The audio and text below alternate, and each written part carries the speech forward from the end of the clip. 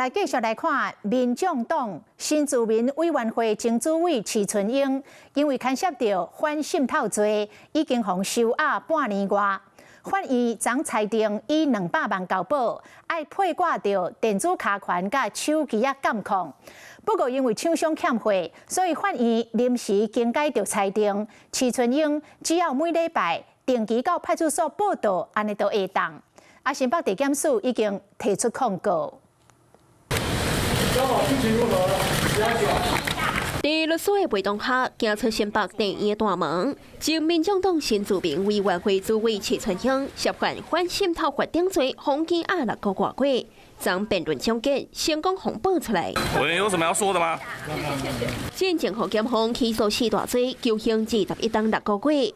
以甚至講檢方要拼冤案，是講法院買手裁定交保。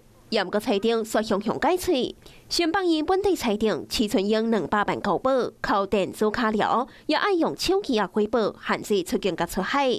徐春英前見就送着保金完成辦保，也毋過院方被告知設備廠商的卡了甲個案的手機攏無夠額，臨時改做逐禮拜1、拜3到拜5都愛固定到派出所報到。徐春英意外得到免科技監控、電子監控設備以及定期向警察局報到部分，都是為了避免被告逃亡所做的羈押替代處分措施。那當然，這電子監控設備更能及時掌握被告的行蹤，當然效果優於定期向警察局報到的這個程序。最近發現大量實施科技監控，地數設備欠貨。高檢署講，北部有影咧欠卡了，已經緊急調貨。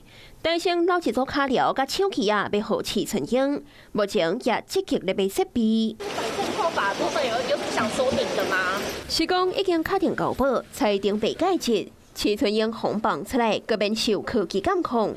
新北檢今日提出控告，希望發揮公裁，定飛機壓定。